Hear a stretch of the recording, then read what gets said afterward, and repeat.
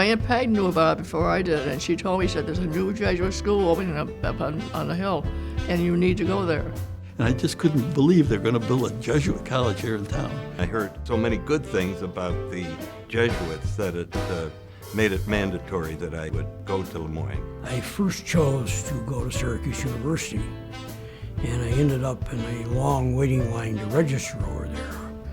And a gentleman near me mentioned that there was a new school opening in Syracuse. It just sounded exciting and friendly. That's the other thing. It seemed welcoming to me. So I asked him where it was. He said it's down at Columbus Circle. So I left the SU line and went down and registered at Moyne, and I've never been sorry. The classes were held downtown in the first year. Our first building, Lemoyne Hall, was right across from the cathedral. And then another part of our first class was up on James Street at what was called the Corinthian Club. It was a mansion, and it was beautiful. You walk in the front door, and these beautiful stairs go up like that, and it was just fabulous. The classrooms were in what were bedrooms and straight back chairs. We got to know everybody because of the close quarters. And about 10 o'clock, they start cooking downstairs, and we lost all interest in studying. All I wanted to do was go eat. By that time, they'd put the shovel in the ground. They were starting these two buildings. What is now Gruen, that was the administration building, and the building next door, which was the science hall. Most of the students were eager to see the new building and participate in the new building, which would be a complete contrast from the first year of college. So when we moved in the second year, we had an historic march from downtown. It was very busy. It was crowded. The motorcade was a lot of fun, and people stopped, and flags were waving, and that was very exciting. We made a lot of noise. We started on James Street and went downtown and came around in front of the Catholic Women's Club where the business students were to get them into the procession.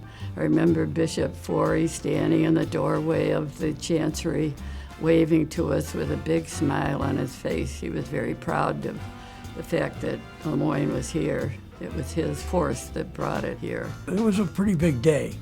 We were quite excited about it, and of course overwhelmed when we saw these buildings. It was pretty bare. There wasn't a tree, there wasn't grass. It had rained. And it was all mud. It was still in construction. So we walked on boards. It was pretty remarkable to me to see these two buildings. Even though it was unfinished and no grass or anything, it still looked beautiful to us. I thought it was wonderful. I thought, I can't wait to go to school here. We were quite anxious to enter the new building and see what it's like and be a student in the new building. Everything was brand new, no used books or anything. Everything was just fabulous. Our group was maybe 25 to 30% veterans coming out of World War II. Keep in mind, most of these folks would have never gotten to go to college if it wasn't for the GI Bill. Yeah, it was $400 a year. There were about 400 guys and 35 girls. Enough said. Most of our teachers were Jesuits, and of course we had a lot of Jesuit scholastics teaching us at that time. They were all excellent teachers. They kept tabs on us. And then Father Andrew Brady, taught us theology. He was so gung-ho that he never spoke from a book, and he would walk up and down the aisles when he was teaching, and so of course you didn't dare fall asleep. There was a real feeling of dedication to learning. These were all Jesuits that in later years they became personal friends, people that we would have dinner with.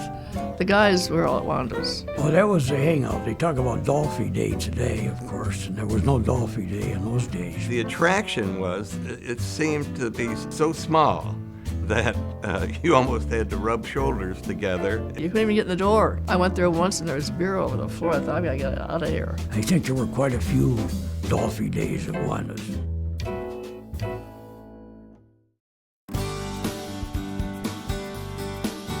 I really felt that there were so many good friends that were made at Moyne that were forever.